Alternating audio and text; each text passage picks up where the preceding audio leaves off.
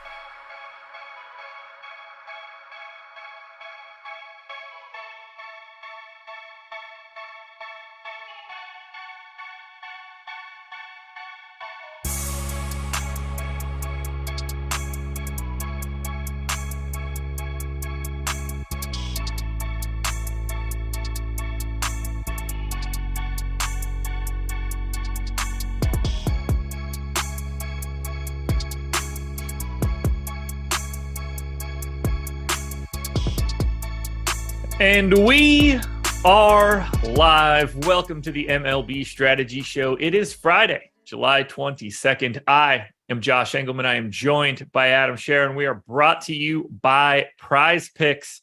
We got a real slate today. None of that garbage we had yesterday. 13 games, tons to talk about. We got a while to break it all down.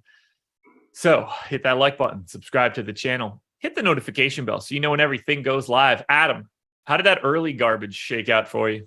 Early slate did not go well, but I remembered that I was staying in Virginia, so I put $1,000 on the Dodgers -1.5 and made $1,600 back. So basically broke even thanks to being in a legal sports betting state. There you go. That'll work. Yeah. No, yesterday, not great. Didn't have enough Rangers, which was not fun. Had enough Scooble, which worked, but otherwise, too much Astros, too much Yankees, and they went pitcher's duel. That'll do it. Lots to talk about today. Yesterday was just like a 3-gamer and then a 2-gamer. Or what? Like I didn't even pay attention to the night slate at all. So I'm ready to actually have a slate. I don't actually really know what happened during the day. I went back to sleep as soon as we got done that show, and I think I slept until like 5 p.m. I mean, I think there were 3 home runs out of the 3 games.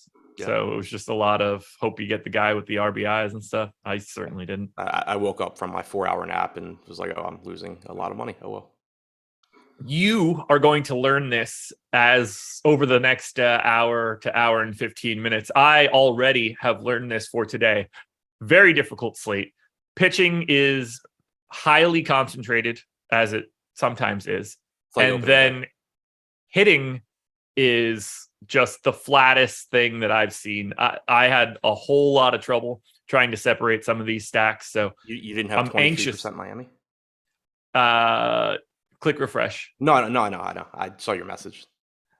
That one I knew. Well, when I looked at my stuff, I was like, oh my God, like everything is just so flat. And then I pulled ours open. And I was like, oh, maybe I like accidentally tagged a game in the wrong park or something. And this is what, and then I looked at it. I was like, okay, this just can't be right. And then I realized it was because of the line. But now we're back in business. So you ready? Yeah, I think last week's finally catching up with me. I'm like, my voice is starting to disappear. Like this might be. Oh, see, I'm coming back out of it now. Yeah. That was my yesterday. Yeah, I'm finally hitting there. I think Thursday was the last straw for me because like it was really loud there, and I was talking a lot. So I think that was it. Yeah. Oh yeah, yelling over the bar volume is usually a quick way to do it. And then obviously, when you reject a Gatorade and all things in your body, there are things from the inside that tend to burn the throat a bit too. So yeah, that's true. Yeah, I haven't done that, so managed to avoid that. Well, you can't all be me. Orioles and Yankees. We're gonna kick this one off. We got 13 games. Everybody, hit that like button. Let's do this. 4-run implied total for your Orioles. 4.8 for the Yankees. Tyler Wells and Jameson Taillon. Wells, no ownership. Taillon, no ownership.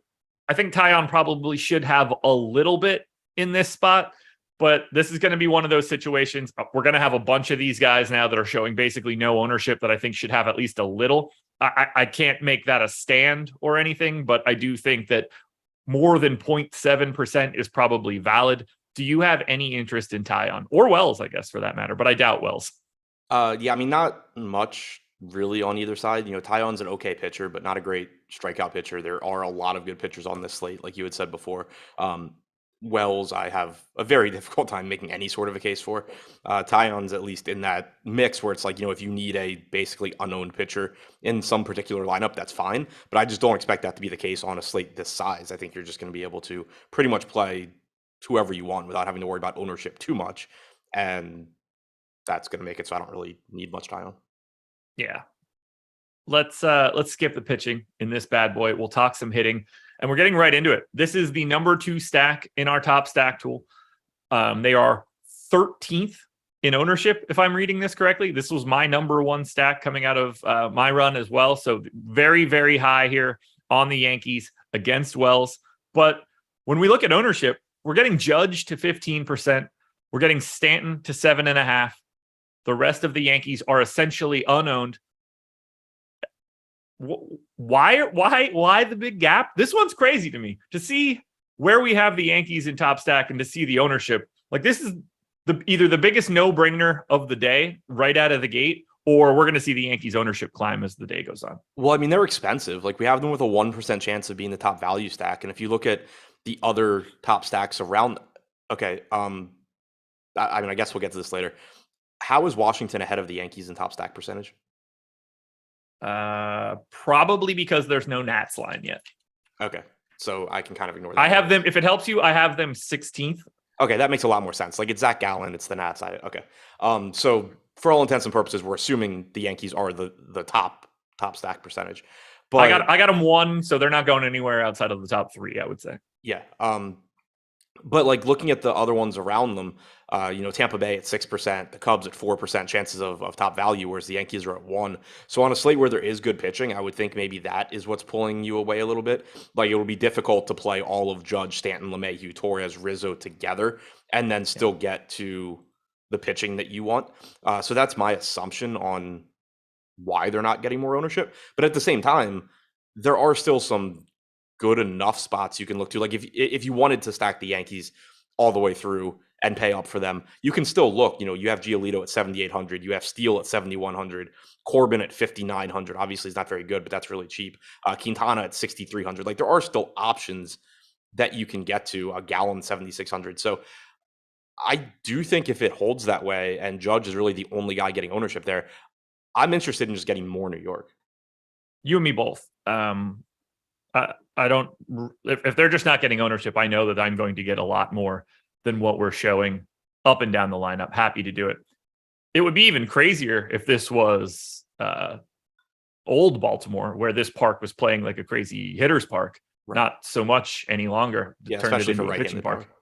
Yeah, it is. It has died considerably. So not that that's changed anything for New York. I don't care what park they're playing in. They look good by default, generally. Yeah, like speaking. They still look good. It's just, if you're watching the game or if, for example, you follow the MLB Barrels account on Twitter, there's a good chance that you're going to be really pissed off when Aaron Judge hits a ball 380 feet and gets a double. Yeah, or a line out. Right, yeah. I don't have anything too crazy to highlight here. I'm surely Judge is in the mix for cash considerations, even at 6,200, but doesn't seem like we're getting anything too crazy here. I don't think we're going to have anything aggressively standing out for cash today. We don't have that sort of like Coors slate where your entire cash lineup essentially gets made by default. We're going to be able to bounce around a bit. Before we get to your Orioles, I want to hit on this super chat from David Johnson. It's a nice one. It said, "Good morning, fellas. Finished second in the relax throw." Is that a more casual version of the relay throw, I'm guessing? Anyway, last Saturday for my first 5-figure win. Can't thank the Stokastic crew enough. Josh, Adam, Eric, Greg, Gundacker, EMAC, and everyone else. Learning strategy has been so key. Congrats, man. That's awesome. That's awesome. Congrats. No joke. Second in that one. I'm not going to ask you how close you were for first and how much that one stung to you, but second will still work. Yeah, you'll remember that one. I still remember my first 5-figure. Yeah, they feel good. They feel real good. How are you feeling about your Orioles on the opposite side here against Tyon? I think they're okay. Tyon this year, 196 expected ISO to lefties, 224 actual ISO, only a 127 expected ISO to righties. It's kind of interesting because, like, if you look at, obviously we like the Yankees, just there's so much power in the Yankees lineup. But if you look at Tyler Wells, he's actually done a good job limiting power to both sides of the plate this year. He doesn't have like drastic splits. When you look at Tyon, he does have these splits where you can kind of aggressively target him with left-handed power. For the Orioles, that means Mullins, Santander, Rutschman in particular. Obviously, Mancini, Mountcastle, Hayes, you can play those guys whenever you want as well. But I think Baltimore is a team that I'm unlikely to get like a lot of full 5-man stacks of, just because the slate is so big. They have a 4 implied run total. Tyon's a solid pitcher. But individually, I do like the spots, in particular for Mullins, Santander, and Rutschman. Okay. Yeah, I don't have too much to say here. There's going to be a lot of teams today that look like Baltimore, just middle of the road to slightly better than that options at proper ownership. Do I think that some of this team is under owned? Sure, I do, but it's nothing too crazy. If Baltimore is the team that you want to go to today, I can't say don't do it, but they aren't at the absolute tippy top of my list. I have nothing else here. Would you agree, probably Judge the only real cash option coming out of either side here? Most likely, yeah. Yeah, that would be my assumption. Okay. Well, let's keep it moving then. We'll go Phillies and Cubs. 4.7 run implied total for the Phils, 4.2 for the Cubs. Kyle Gibson and Justin Steele. Steele, no ownership. Gibson, 6% owned right now, 6,800. There's not a lot of ownership coming in at the bottom. If we want to be technical, everyone below $8,800 Charlie Morton. There's no one owned more than 8.5% at Giolito. So people are getting to Gibson, but essentially everyone is getting to Scherzer, Burns, Ohtani, and Morton. Anything appealing to you for Gibson? I'm not all that interested. I'm not that interested, but he is certainly a pitcher that's in that group. I kind of just, my eyes skipped over his name when I was just rambling off cheap pitchers, but 6,800 for Gibson. Like, if you're going to the Yankees, I don't have any issue taking chances on him against a Cubs team that strikes out a lot. But it's not like you're going to go in and say, oh, Kyle Gibson looks great here, because you're just talking about a slate where there are so many pitchers with really good strikeout stuff. And then you have Kyle Gibson coming in with a 19.8% strikeout percentage. 3.97 xFIP is fine. There are strikeouts in the Cubs lineup, but it's hot in Philly. The ball's going to carry. It's a good hitter's park. It's much more so I will suck it up and play Kyle Gibson in this lineup where I'm jamming in the expensive Yankees or some other expensive low-owned stack, as opposed to saying, oh, I can't believe people aren't playing Kyle Gibson. There we go. Steele. Kind of the same thing. He's getting a little bit less ownership than Gibson. He's a little bit more expensive. The matchup isn't quite as appealing, but the bottom of this Phillies lineup still leaves quite a bit to be desired. If he can just sort of navigate through the Schwarber, Hoskins, Castellanos, Real Muto part, he should be okay. He's been a pretty good pitcher overall this year. Only a 19% strikeout percentage against righties, but a 103 expected ISO allowed. You do have a right-handed heavy lineup, so that does drive down his expected strikeouts. So again, it's just a guy where I don't anticipate getting a lot, but if I happen to be playing an expensive stack and have good one-offs or something, he's a good enough pitcher that it's not like somebody I'm putting my lineup and like laughing and praying like, oh my God, if this guy somehow pitches well. There is a decent chance he pitches well, but he's also certainly not anybody I'm confident in. Seems like a spot that we're likely to be looking a little bit more at offense. Park certainly helps. Power plays on both sides. We'll go to the Phillies first. They are 5th in ownership, 6th in our top stack tool. I actually have the Phillies 2nd at this moment, and I would be happy to get there. I think they're at the very least properly owned. There's enough power in this lineup that makes me really happy to get to it, particularly some of this right-handed power against Steele. What do you see for the Phillies today? Yeah, so the park is great. The concern I have is just that Steele's been so good at limiting power this year. 0.55 home runs allowed per 9 innings, but as I was saying, it's reflected in the expected ISO numbers as well. 103 to righties is extremely good. 0.56 expected ISO to lefties, just non-existent power numbers there. That's not to say somebody like Kyle Schwarber can't get to him, or Hoskins, Castellanos, Real Muto, but it's not a good spot. It's not a good matchup for home runs. It is a good spot in that it's a good park and it's really warm and really humid on the East Coast right now. So that sets up well for power, but kind of just a neutral spot for me, I think, because it's a very good spot to hit, and then what I think is a very difficult matchup for home runs. We got Castellanos at 10%. Vierling at 10%, Hoskins at 9, Real Muto at 9.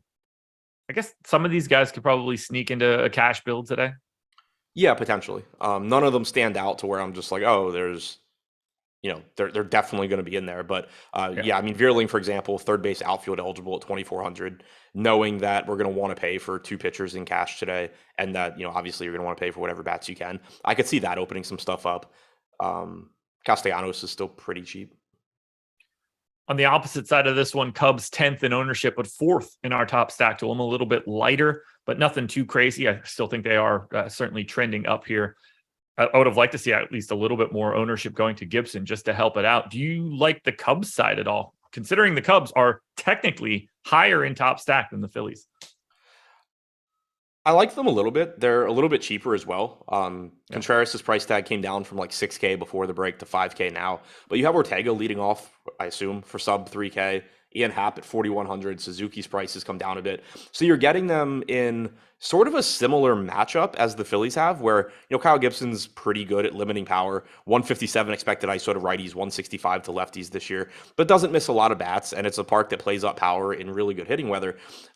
I do like the upside you get from the Cubs at relatively inexpensive price tags. Just thinking what your lineups are going to look like if you do stack the Cubs, you're going to get good one-offs. You're going to get good pitching. I like getting to teams like this where, like, yeah, there's kind of a middle-of-the-road offense. But if that offense comes through, you're going to have just loaded teams around them. Ortega in the leadoff spot, pulling double-digit ownership. Just going to add that guy to the list of guys that are just slightly above 10% ownership that seem like you can talk them into a cash lineup if you need it. We got a lot of games to go before we start honing in on that kind of stuff. Anything else you want to touch on, Phillies or Cubs? Nope. Got a hit on J187's super chat. Took down the 20K FanDuel day slate yesterday, having a hell of an MLB season so far. Always thankful to the Stokastic family for everything. Congrats, man. I saw that one in Discord earlier, and I think that's going to be the impetus for you playing slightly more and having a day job slightly less. So congrats on that. Yeah, it's awesome. Congrats. We'll go to Pirates and Marlins.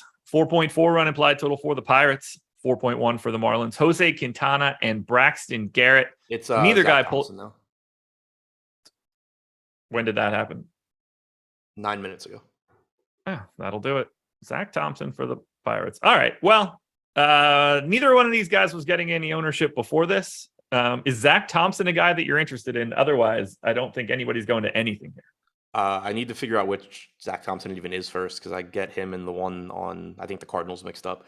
So this is the one that pitched for Miami previously. Now 15 starts for him this year, 16 total appearances for the Pirates, only striking out 16% of hitters, 10% walk percentage. XFIP is at 4.6. I mean, I think I'm good. All righty. Well, that was easy enough. Revenge narrative at all, I guess? Yeah, obviously. Okay. I figured. Let's talk about the Marlins, who are essentially free today. 3rd in ownership, 2nd in our top value metric. They do get to 8th in top stack. This was assuming it was Quintana. I don't think I think this is about to get better for them, not worse. So what do we do with this Marlins team today? I still think they look pretty good. Thompson, going back to last year, has been decent at limiting power. 154 expected ISO to lefties, 165 to righties. So far this year, 197 to righties, 163 to lefties. So, as far as that goes, still not a total gas can, and then also not a great park to hit in Pittsburgh. Looks like it's a bit cooler there than Philly as well, which makes sense given that they're further off the coast, I guess. But you also have some really, really cheap pricing on Miami. And that's what really stands out if you look at the top stacks tool. They're sort of lumped in with a bunch of other teams in terms of top stack percentage, but a 12% chance of being the top value stack is second highest on the slate behind the A's. And Miami obviously has better hitters than the A's. So they do look pretty good in that regard. You're probably going to have Rojas leading off sub 3K. Garrett Cooper, who I believe was an all-star, is 2,300. Aguilar, same position, 3,300. Soler's got power. Garcia's got power at 35 and 3,100 respectively. So it's not that I love the matchup here. The park sucks. The opposing pitcher is mediocre. But I do just, again, really like the price tags here, especially knowing that we have a lot of top-end pitching to get to. They're just free. It's really that easy to talk about. There's Nick Fortes, 4,600, most expensive guy. 3,500 at Soler is the actual non-catcher version of that. I mean, that's just, you could put together whatever you want in this spot. Do you see anything interesting on the opposite side of this one for the Pirates? Not really. They're the Pirates. Braxton Garrett is just sort of a guy.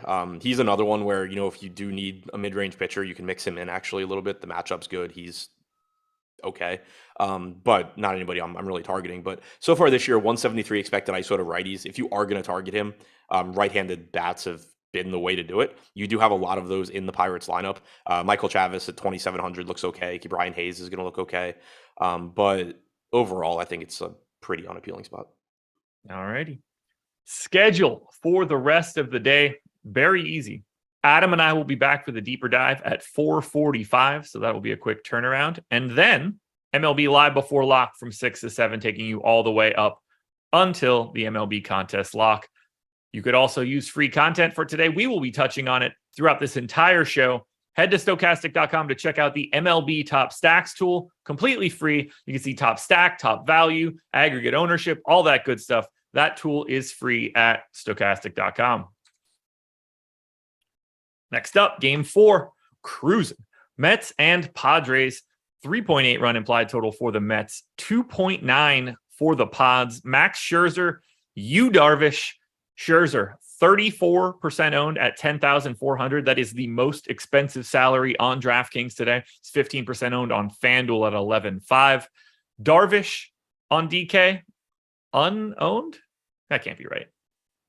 Unowned? 9,500. I like Darvish more than unowned. Let's start with Scherzer, however. 34%, one of the 4 most owned pitchers on today's slate. We've basically got 4 guys north of 30%, and then the rest of the slate. I don't see anything that makes me think that he shouldn't be 30% owned, but it's not the best matchup in the world. Yeah, I mean, it's not a bad one, though, either. It's not the best lineup. They still don't have Tatis. The bottom of the order is less than appealing. The biggest negative I think I would point to for Scherzer is that they are likely to have 6 left-handed bats in their lineup. And it's not that he can't get lefties out. He's still good against them, but not as dominant as he is against righties. 31.4% strikeout percentage against lefties certainly still gets it done, but that's compared to 36% against righties this year. If you go back to the start of last year, 37% to righties, 31 to lefties. So, again, still very, very good, just sort of nitpicking. I would prefer that they have more right-handed bats. But other than that, I don't have anything negative to say here. Scherzer's got the second highest strikeout percentage on the slate. I think the matchup is okay. I mean, it's not the A's or the Pirates, but it's a pretty mediocre offense overall. So I think Scherzer looks really good. Should Darvish be getting ownership? Yes and no. Okay. I think he's going under-owned. I also understand why, because his salary is just, there's not a big enough gap between him and Burns or him and Scherzer. He's more expensive than Ohtani. He's a good pitcher, but he's just at a price point where, the matchup against the Mets sucks. He's not as good as a lot of the pitchers, both just slightly more expensive and slightly less expensive. So he's somebody where, he's going to succeed more than 0.5% of the time. But more often than not, especially on a slate of this size, I'm just going to have low enough owned hitters somewhere where I'm going to prefer getting to a pitcher that projects better. Okay. Yeah, not a great strikeout matchup here on the opposite side, top of this Mets. I mean, essentially all of this Mets projected lineup doesn't K. So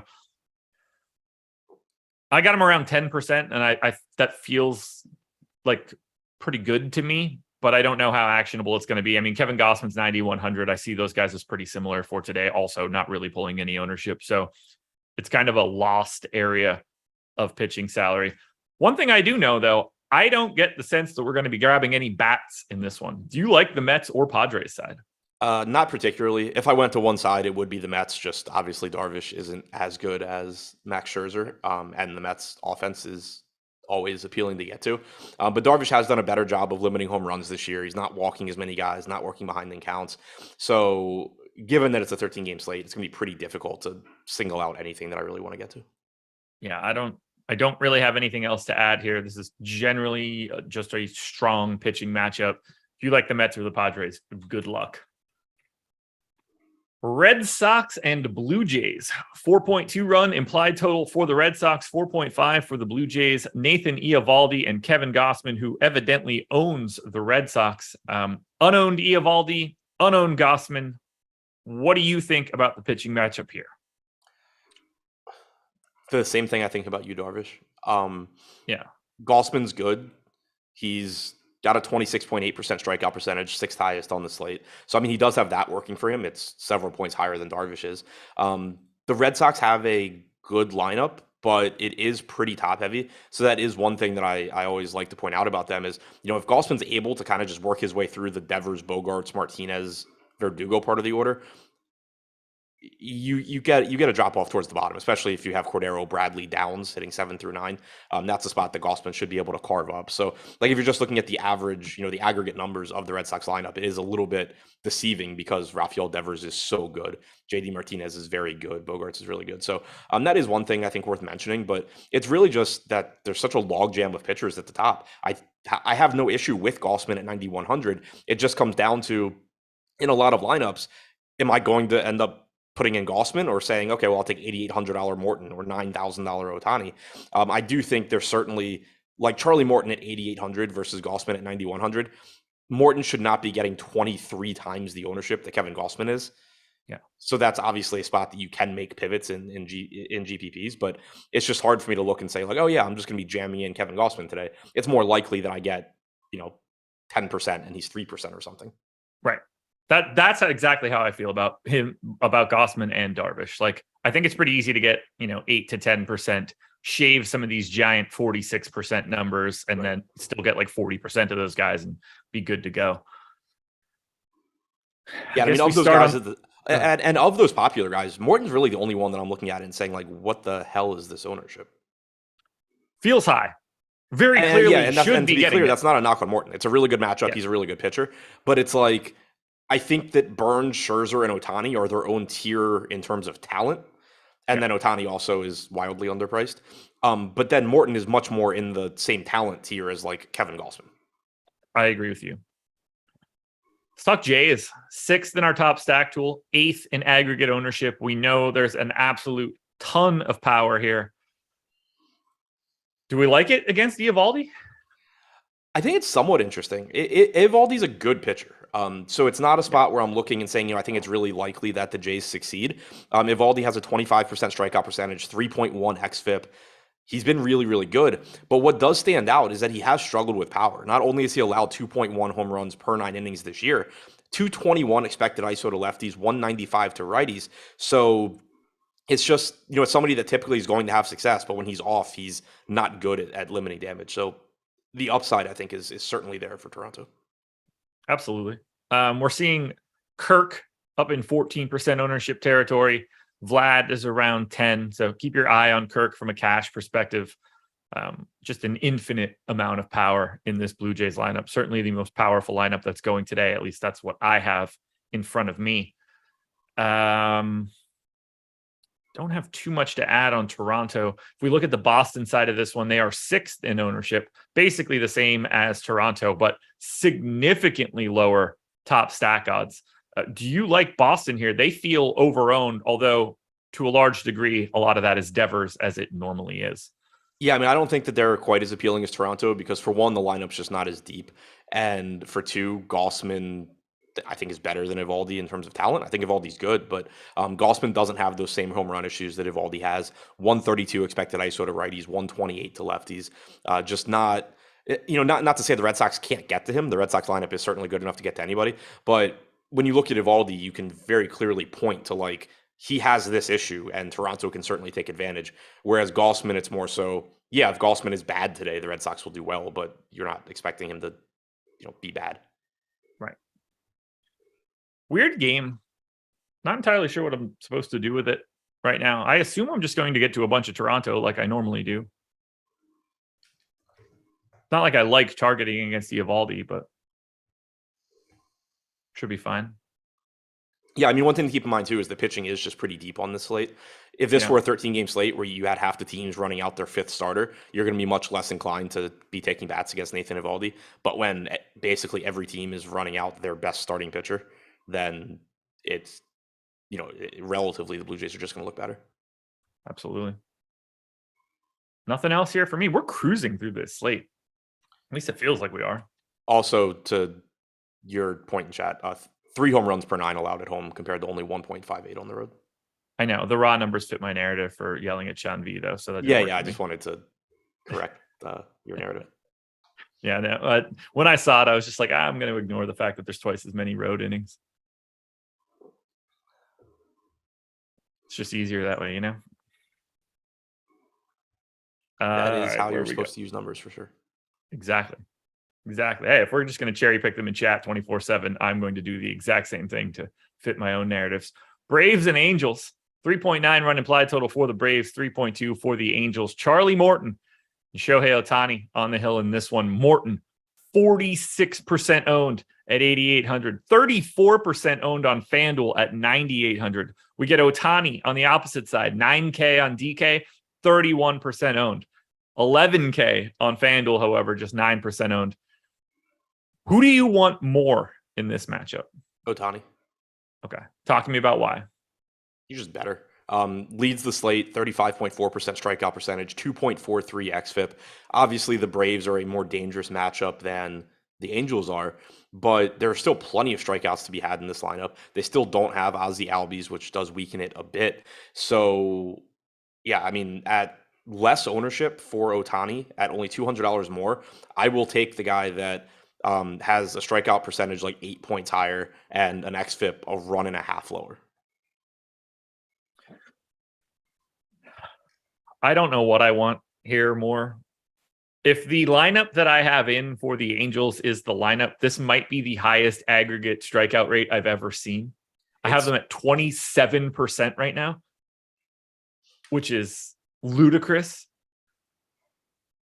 So that is causing me some issues and really pushing up Morton. The 46% ownership just feels so aggressive, but I don't know if I care. I think I'm leaning Morton. Yeah, I mean, like right now, looking at our projections, we have, for all intents and purposes, they're the same. Ohtani's at 21 DraftKings points, Morton's at 20.7. That's kind of how I expect this to play out for me, where they're close enough that if Morton's going to pull more ownership, I'm probably just going to get more Ohtani. And that's a lot easier for me to justify because it's not like the Braves don't strike out, but also Ohtani's just clearly the superior pitcher in terms of talent. They're both top options, though. I mean, that's really what it comes down to. I've got Morton by 0.9 of a point. He's got obviously the easier matchup, better matchup from a strikeout perspective. I think these guys are really, really close. I assume they end up pretty close to each other in ownership by the time we get to the end of it all. And I just think I'm going to end up with, 60% or more of the two of them in total anyway. So we're splitting hairs at this point. Certainly 2 of the 4 cash options. I would guess Morton's going to be in by default at 8,800, but we'll see. But there are only 4 answers to that question right now, and these are 2 of them. Yeah, and I assume the guy that normally takes my $500 head-to-heads will play like Tyler Wells. Senzatella. We can't roster hitting here, right? I mean, the Angels are like actively impossible to roster from a sack perspective. Yeah, I mean, I have no idea how you play the Angels. If you wanted to say, I'm going to play the Braves at no ownership against Ohtani and hope they hit a bunch of home runs, like whatever, it's the Braves. But there's nothing I can point to on the best pitcher on the slate and say like, oh yeah, this is why you should be targeting him. Right. And sub 100 expected ISO to righties this year, 117 to lefties, 33.3% strikeout percentage against lefties, 37.3 against righties. I mean, there's nothing I can point to on this guy for like, oh, the Braves can take advantage of this. I mean, it maybe he'll have his worst start of the season. That's the only argument that you could really make. And for the Angels side of this one, since you can't roster Ohtani as a hitter, you're basically getting a AAA team. I don't think it's possible to look worse than they do. I really don't think you can. It's Taylor Ward, Jared Walsh, who also strikes out 1,000,000% of the time, but at least has some power, and then just absolute garbage. Yeah, it's really, really bad. So Joe Adell is play 4 the pitchers. Strikeouts and then maybe like a home run. Yeah. Play the pitching here. That's the moral of this and just story. to clarify, because between saying that I liked Ohtani a little bit more and then earlier saying that I thought the gap between Morton and Gausman was too big, I really, really, really like Charlie Morton here. I just want to clarify that. He's somebody I fully expect to get a lot of, again, because it's a 13-game slate, because hitter ownership is going to be flat and relatively depressed. You're just not going to it's not going to be a priority on a slate like this to say like, oh, I need to move Charlie Morton to Kevin Gossman or whoever else. But if you do have a lineup where you want to save some ownership on pitching, the range of outcomes between Morton and somebody like Gossman really isn't that different, even though Gossman clearly is in a worse spot. How do you feel about Charlie Morton at 39.5 fantasy points? Because that's what you can get at Prize Picks, the presenting sponsor of this show. Use the promo code AWESEMO, AWESEMO, to sign up and get a $100 match deposit bonus. 39.5 on Morton, Adam. Where do you stand? Over. I like the under here. Feels a little healthy. Let's look at the opposite side here. Same line on Shohei Ohtani. What was it? 39.5. Over. That one I like less than Morton's. I like it more. What I mean is it's further away from that line for me. So feels a little high. We'll see where we end up there. Let's get one more here before we move on. Let's see. Who haven't we talked about? Let's go to hitters. Now, hitters are not going to be as fun. We already talked about Gibson. That's not all that interesting. Tyon. We'll go to Darvish. 36.5 on you, Darvish. Under. Yeah, me too. By quite a bit, too, for me. Yeah, not particularly close. Yeah. Get yourself some Yu Darvish, folks, if you're playing at Prize Picks today. Go use some of the free tools that we have at Stokastic.com, which I think will help you out a ton. You guys can see most of those on the screen right now. I know Tyler's got Yu Darvish pulled up. Take that under on Darvish. It's too high. Now we'll go to Royals and Rays. 4.6 run implied total for the Royals, 4.5 for the Rays. Brad Keller and Drew Rasmussen. No ownership going to either one of these pitchers. Are you rostering either one of these pitchers? Not anticipating it, but 7,200 for Rasmussen is a pretty decent price tag. He's a good pitcher overall. Not great strikeout stuff, but is relatively stretched out, at least 80 pitches in 4 of his last 5 starts, 20.8% strikeout percentage, 3.66 xFIP. He's another one in that price range where he's not going to get ownership, and he shouldn't, because he doesn't have the same strikeout stuff as the top end talent on this slate. But if you need a pitcher in that price range, it is a good matchup, and he is a good pitcher. Don't expect for me to get to either one of these guys. Do expect to get to the Rays bats. Kansas City. I was like, how does Kansas City have a 4.3 implied run total here? And then I saw the weather. Thought you were going to keep going. Thought I had a water sip there. We're good. It's supposed to be like 96 degrees, it looks like. Yeah, that'll be warm. Well, we get the number 2 owned team here in the Rays, 9% aggregate.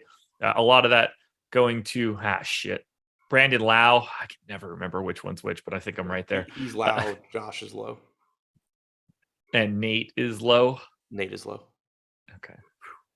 Anyway, Rays second in ownership, third in our top stack tool. I'm basically in the same spot. Brandon Lau being 21% owned feels a little healthy, but at the same time, still a fantastic play in my opinion. I definitely want to get to at least a little bit of Tampa, but targeting Brad Keller's not the best spot in the world. Nate is also Nathaniel, if you didn't know that story. I mean, I do know that, but I didn't care. Yeah, no, I just the last name was way more important than the first in that. Yeah, no, I know. Messaging. It's just a funny story too. I'm with you on Tampa. I think they look good. Lau at 20%. Yeah, that's a lot, but he's also 4,300. It's a mispricing. The rest of the team is relatively inexpensive, with the exception of a Rosarena. And to your point, I agree. Like, Brad Keller is not a bad pitcher, but he's like the kind of guy where on a normal MLB slate, you're just like, I don't love targeting Keller, but if it happens, it happens. On a slate like this, though, he starts to stand out as kind of like a glaring guy to target, just because he's not a real ace. Every team is using basically their best pitcher today. Keller would be most teams like number 4. So that makes him stand out a little bit more, but still a 136 expected ISO to both lefties and righties this year. Doesn't give up a lot of power. Good hitting weather, though. Only a 16% strikeout percentage. At least we can expect Tampa Bay to be putting the ball in play. It is a nice park upgrade for them when you consider that they're hitting in 96-degree weather and not in Tropicana Field as well. Guessing Lau is the most likely second base option in a cash scenario. I would think Ketel so. Marte is close as well. Yeah, I mean, it's just a incorrect price. Yeah. 34 games this year, 126 WRC plus, 149 games last year, 137 WRC plus. Like, he is really good, and he is $4,300. And a second baseman too. It's not like he's Right. just getting lost in the outfield shuffle or something like that. This is, Right. He would be my option, that's for sure. Royals side of this one, 7th in aggregate ownership, 17th in top stack tool. This might be a line issue. I have Kansas City a bit higher than that. So maybe we'll see this change throughout the day. Do you have any interest in Kansas City? A little bit, just because of the weather and, again, the fact that there's so many good pitchers going today. Rasmussen's good. So it's not so much that I'm looking at him and saying, like, I really want to target against him, but favorable hitting conditions, 184 expected ISO allowed to righties this year, only 109 to lefties for Rasmussen. But Kansas City's a team that normally I actually get a decent amount of. It's just a really weird team because overall they're not good. But when you look at individual positions, they have guys that are very easy to make cases for, especially at weak positions. Bobby Witt is always a top shortstop option. Whit Merrifield is always a top second base option.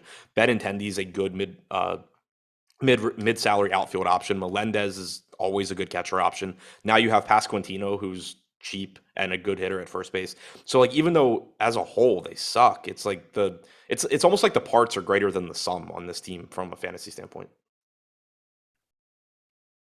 I'm really curious to see if our top stack tool just I don't want to say corrects itself, but like moves up on Kansas City, because they were popping quite a bit for me. I like the way the stack looks. You get it. It's very easy to stack 1 through 5, second outfield, short, catcher first. Yeah. I mean, the only thing that's hard is the Dozier Pasquantino thing. Yeah. And those guys are Pasquantino. Oh yeah. Not close either. $700 cheaper. I have him lower in the order and projected higher. More power. Like, it's a no-brainer to me. He's been pretty impressive since coming up too. At least last I'd seen. I'm double checking now, but yeah, he's so in terms of his production, he only has a 92 WRC plus, but he 10.8% walk percentage, 16.9% strikeout percentage. So, like, just continuing to do from a plate discipline standpoint what he was doing in the minors is a very, very good sign for his production going forward. Absolutely. Pay attention to the weather and pay attention to the line on this game, guys. I think this is going to be pretty appealing from a hitting perspective. And if the only real problem is that a mispriced Brandon Lau went up to 20% and everybody else is 10, ownership is not all that big of an issue, in my opinion. Yeah, and I agree on somebody said sneaky game stack here. It's not like I'm going to go in and just like put anything in my settings to game stack this game, but yeah, I like the offenses here. Yeah. It might be the best combination of two offenses today, like, for what we've got going in one game. Yeah, and like relatively not as good pitchers. Both guys are fine. Rasmussen in particular is good. Keller is whatever, but compared to other pitchers. Right. Brewers and Rockies, 4.6 run implied total for the Brewers, 2.8 for the Rockies. Corbin Burnes and Antonio Senzatella going here. No one rostering Senzatella. Burnes, 46% owned, tied with Morton for the most owned pitcher on this slate. And if you watch my betting video on OddsShopper that got put out yesterday when the openers hit, I told you to take the over here. Line has already moved positively in your direction. Need to be watching that one. Don't want to miss out on these opening line bets. They're hanging bad numbers regularly. Anything you want to say that makes you not want to get to Corbin Burnes, because the Rockies stink outside of Coors and he's really good. Burnes looks fantastic. 2.7 implied run total for the Rockies, even lower than the Padres against Scherer. Burnes getting a little bit more ownership. That makes sense to me. The Padres are pretty much a neutral offense, neutral spot for Scherzer. The Rockies are clearly a positive spot for Burnes. 32.6% strikeout percentage is third highest on the slate. 2.82 xFIP. Get me as much Corbin Burnes as I can get to. Yeah, there's nothing to add here. Like, he, to me, very, very clearly the best option today. Yeah. Can't even really put up an argument for somebody else just because. No, I mean, Colorado. Go ahead. The best argument you can make is that other guys are similar options. Sure. Colorado this year, 79 WRC plus away from Coors. That is not the kind of talent you're trying to roll into a Corbin Burnes matchup. Yeah, and if you're somebody that cares about pitcher home road splits, Burns' strikeout percentage at home is 5 points higher than on the road this year. XFIP is nearly a full run lower. So we can just draw a gigantic line through the entire Rockies team. This is not a spot you're looking for any bats. Agreed. Right? Yep. Oh, okay. You had a look on your face like I was saying, I'm fibbing on this side of the mic, and that didn't seem possible to me. Brewers 5th in ownership, 10th in our top stack. I got them quite a bit higher than that. Yelich, Adames, Tellis right out of the gate. Easy to stack up to if you want. No crazy pricing here. Happy to attack Senzatella, who is legitimately shitty. Give me Milwaukee today.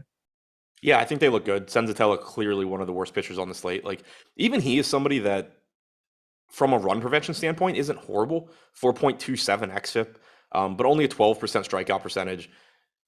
I will gladly take my chances on the Brewers here, given the alternatives on this slate.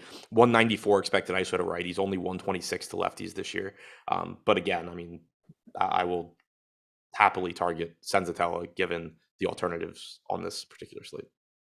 Steamers got Senzatella with a 4.9 FIP and a 13% K rate.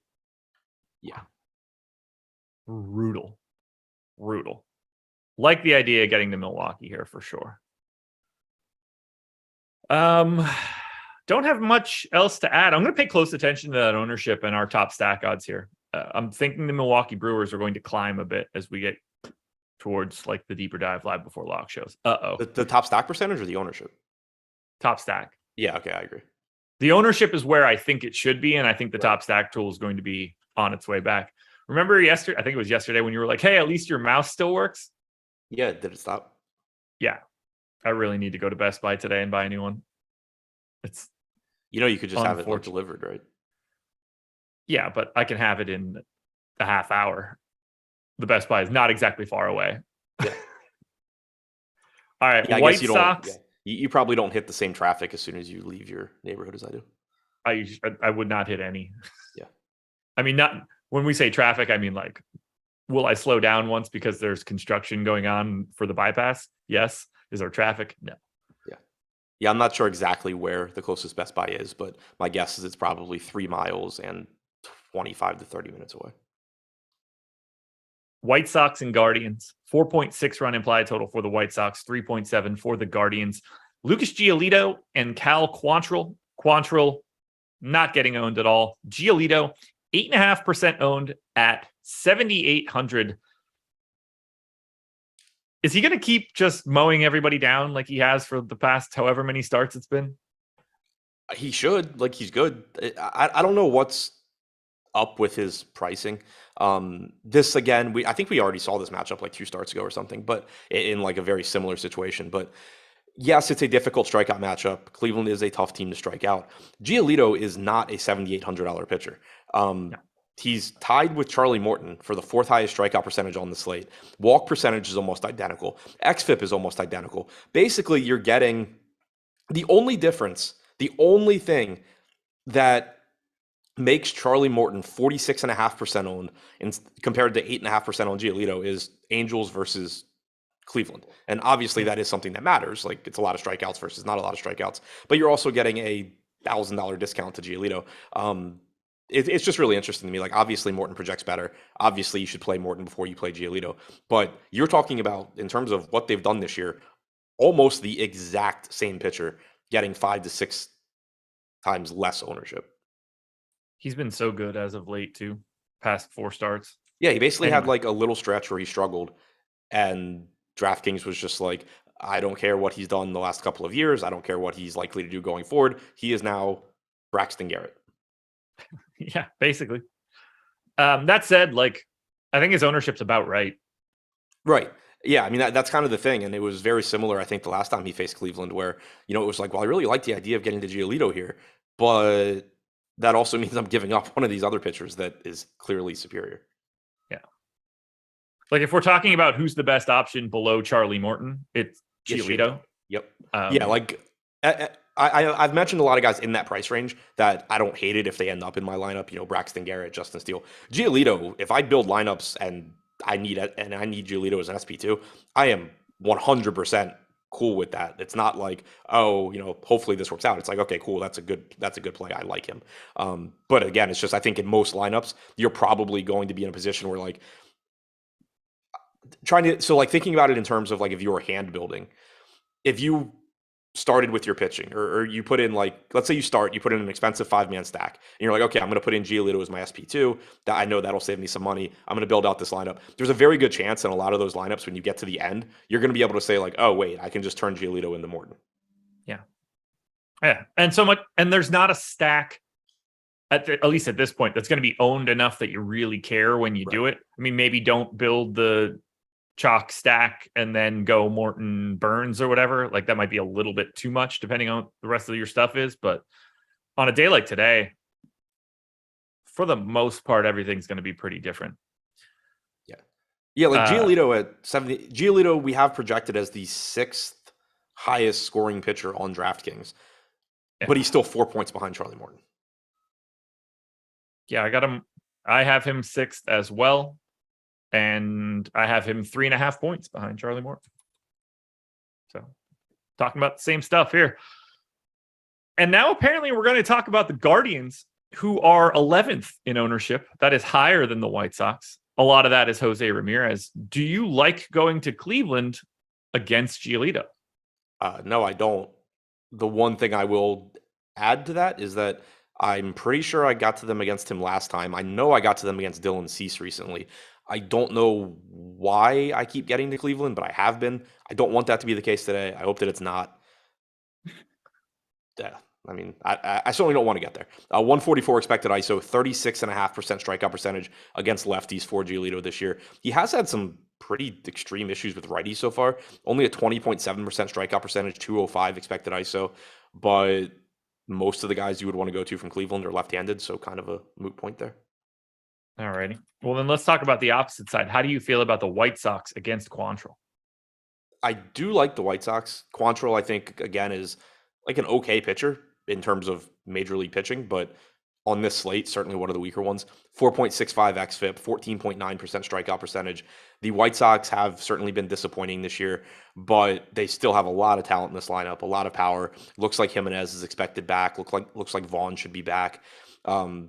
So I do like getting to them against Quantrill here. They're also, as a stack, pretty reasonably priced. There's individual hitters that are expensive, like Tim Anderson and Luis Robert, but you can balance that out with sub 4K Jimenez, sub 4K Moncada, Sheets at 3,400.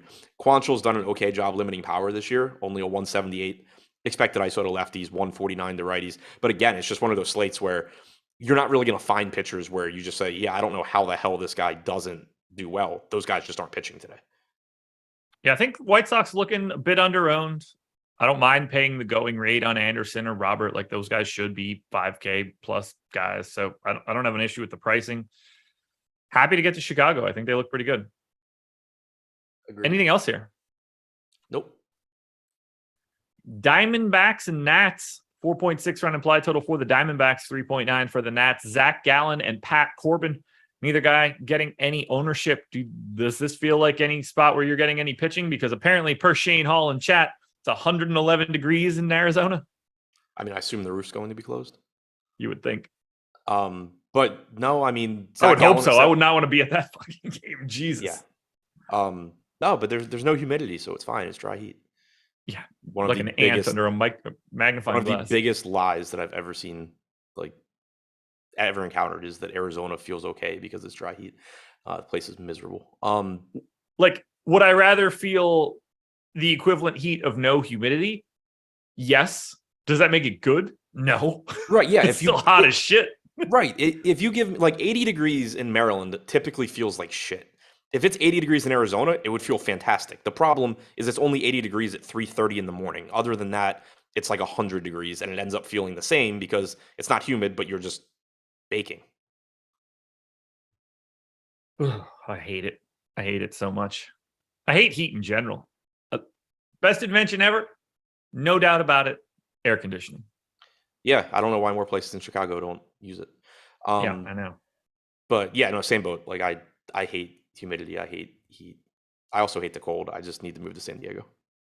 You and me both. Well, we're not talking about Gallen. We're not talking about Corbin. So, I mean, I don't think that's what I was going to say. Gallen's another one where on a lot of slates, make him 7,600 and I'm going to get a lot of him. Here, he's just another guy that I'm not upset if I get to him, but I just don't think it's going to be totally necessary. 23% strikeout percentage, 3.95 xFIP. He's a good pitcher. He's probably a little underpriced, but the Nats don't strike out a lot. And it's just going to be so easy to get from Gallen to a better pitcher that I doubt I end up with much. Do you want to get to the Arizona side of this one? I know that we have them first in ownership. I don't know if that's going to end up being totally what we have when this settles out. I had them tied for 10th in top stack. But they are a really good value. I'm guessing they get to like third or fourth. What do you think about Arizona today against Corbin? They look okay. I mean, the problem is that they're Arizona, but Corbin does give up power to righties, 214 expected ISO, 20% strikeout percentage. Jordan Luplow at 2,700 is going to look good. Christian Walker looks good. Carson Kelly, if he's leading off, is a solid catcher option. Wouldn't be surprised if he ends up being the cash catcher if he's leading off. Kettle Marte looks good. Again, I think that you're getting to Brandon Lau before you get to him for $700 less, but he's still going to look pretty good. So, yeah, I mean, Diamondbacks are in a pretty good spot against Corbin. Also, as far as the weather, I'm pretty sure we've mentioned it in several spots. We have, but even if we didn't, it's not. Yeah, it's baked in. Yeah, it's in the line. It's in the projections. There's no real reason to talk about it further than that.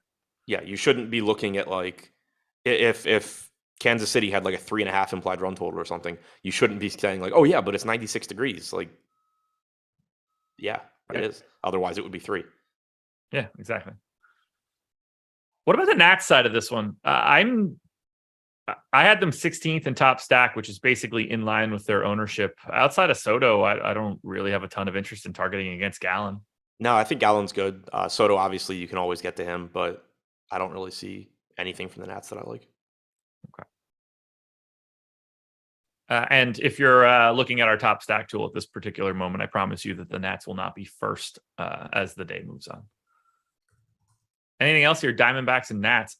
I assume we're going to get some cash options out of this Arizona side. Like Kettle Marte for 5K, second base outfield eligibility. Like that's going to be there. Yeah, he looks fine. But again, like I think Brandon Lau is going to look better. So do I. All right. A's and Rangers. Rob Martin said I want like a coin. We'll get to the game. Coin flip game here. Cole Irvin, Spencer Howard. Irvin 7,300, Howard 5,100. If you told me you wanted to pay all the way down to Spencer Howard, I would get it. I just don't think that it's going to be necessary today. I just don't want either pitcher. No, me neither. Like there are some slates where $5,100 Howard would be useful. Here, it's probably not going to be necessary. It's a good spot. It's a good park. It's a bad pitcher that supposedly has good stuff, but can't ever turn it into being good at pitching. But yeah, again, on the slate, like you have such a deep like 7K tier where even if you needed to save some money, I mean, yeah, I'm going to go Gallen or I'm going to go Giolito before I go Spencer Howard. Yeah, the only thing that's like slowing me down is how bad Oakland is and how great of a park it is. Like this is the perfect spot if you ever wanted to take Spencer Howard. He just feels totally meaningless. So right. I can't really go any further than that, but Oakland sucks. So there's also that. Let's talk about Oakland, considering they are the number one top value team today, both in our top stack tool and mine. Does that appeal to you at all? Because I think the answer is absolutely not. The A's? Yeah. I mean, not really. Spencer Howard is bad, but the park's not good for hitting. The A's are not good at hitting. No. Seth Brown at 2,800 is a pretty good price tag, but now he's also only first base eligible. If you were an outfielder, that would be a lot more appealing. I mean, I don't. On a 13-game slate, I have a difficult time thinking I'm going to get to much of Oakland, even though they are in a good spot. On this 13-game slate, I have a hard time assuming I'm going to get to much of Texas. It just so happens that they are fully unowned. So I think you could sneak a couple 5-man stacks of Texas if you needed to, but the park sucks and it's not exactly a good Texas lineup either. So I'm kind of drawing a line through this entire game. I don't really want the pitching or the hitting. Do you see Texas differently? Not really. The park does still suck. Cole Irvin is fine. Certainly not somebody you're looking to in DFS. He has a lot of 227 expected ISO to righties as well. The Rangers are okay, but like it's supposed to be 65 degrees in Oakland. And that's, again, this is just kind of describing why the Rangers don't have a higher implied run total, but the park sucks for hitting, well, and just for being a baseball stadium. The weather isn't conducive to hitting. Semion's 5,100, like sure, but I would rather play Marte. I'd rather play Lau. I'd rather, I'm sure, play some other second baseman. Yeah. It's just not a very appealing game to get to, I don't think. This feels like the easiest game to cross through. Nothing interesting pitching, nothing interesting hitting. Yeah, I think it's the first one we've gotten to where like there's been basically nothing. Right. Which is perfect because now we can go on to Dodgers and Giants. 4.2 run implied total for the Dodgers, 3.6 for the Giants. Tyler Anderson and Logan Webb. Anderson, nothing special here. He's 9K, not getting any ownership and probably shouldn't. Giants, Logan Webb is good, but 9,800 and he faces the Dodgers. So I'm not sure that we can squeeze anything out here. I don't think we're going to the pitchers. I was just confused what he thinks I just said. I have no idea what that sentence or that quote is. I don't think that we're going to pitching either. Tyler Anderson looks fine at 9K, but again, it's just he's the same price as Shohei Ohtani. He's $200 more than Charlie Morton. It's going to be really difficult to prioritize him. Webb is also good, but he's facing the Dodgers. He's 9,800. If I got to a pitcher here, I would expect to get the Anderson first. So would I. I just don't think I'm going to do that either. So we can talk about bats, and the Giants aren't getting owned. The Dodgers aren't getting owned. They're two teams in the teens of our top stack tool. I generally default to the Dodgers because they're an all-star team. Doesn't feel like a spot where we're going to be getting a lot here. This is sort of like the better version of A's Rangers.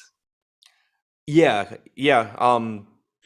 Where like the Dodgers are basically the A's in that like maybe I get to some A's just because they're so cheap and Spencer Howard sucks, but like I don't really want to get there. The Dodgers are kind of like maybe I get there just because they're really, really good, but also Logan Webb is good, and I doubt that I get to a lot of the Dodgers.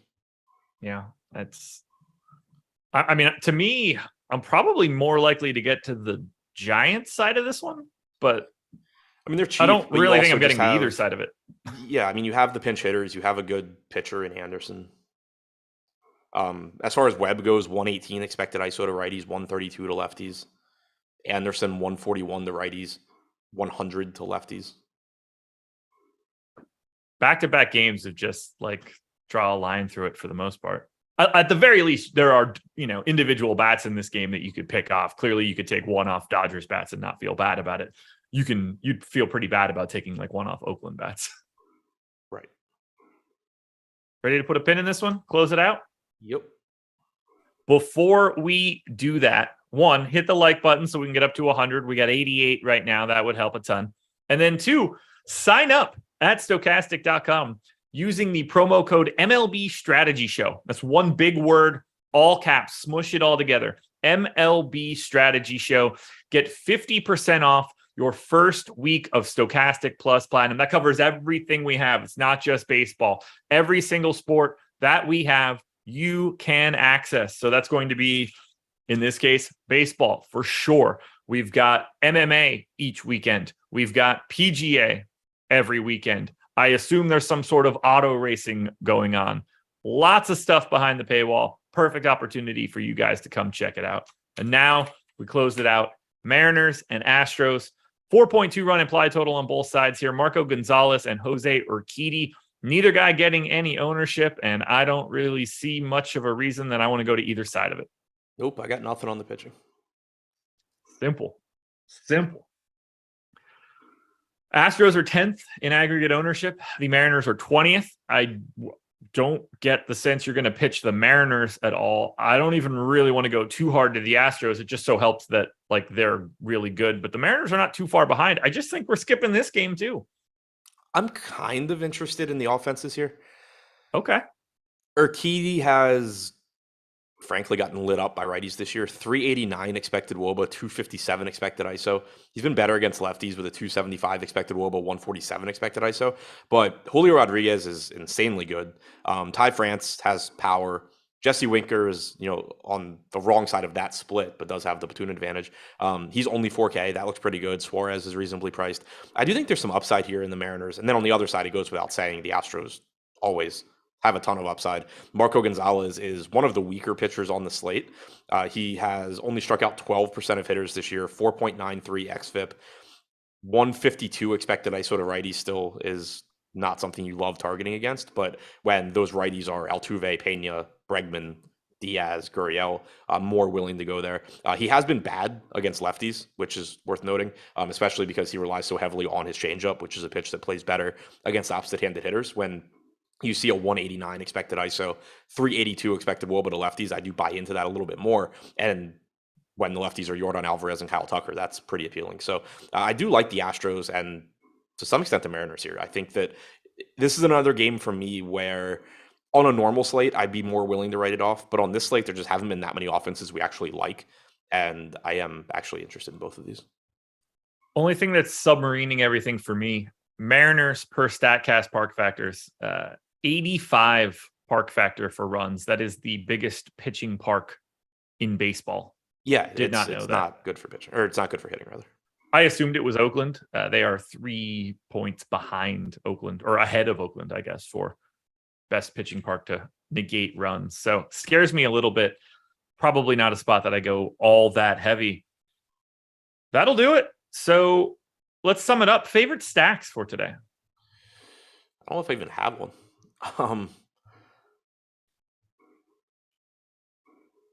Yeah, they're like all the same. I guess right now, looking at the ownership, the White Sox. I like the White Sox.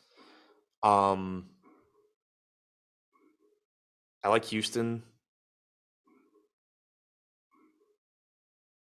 I like the Yankees as long as they continue to not pull ownership. I have 20 teams between 3.5% and 6.5% odds of being the top stack. Yeah, like it's. I expect this to be a slate. I've said it before that like if you go back and look at my 150 lineups the day after, normally I'm either going to be like very concentrated on a few pitchers and spread out across bats or vice versa. This very clearly to me is a slate where I'm likely to be pretty condensed at pitcher and then just stacking a lot of different spots. All righty. Well, then give me those pitchers. And if you want, I could help you say Scherzer, Burns, Ohtani, and Morton. Yeah, that's them. Does anybody else, do you have a guy that isn't in that giant ownership bucket that sneaks in most? Giolito. Okay. GPP picks videos coming out shortly. Yep. There it is, everybody.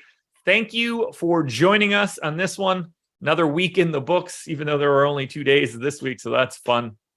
Good luck to you guys tonight. Adam and I will be back again 4 hours and 45 minutes from now. So thank you for being here. Hit that like button on your way out the door, and thanks to Prize Picks. Peace.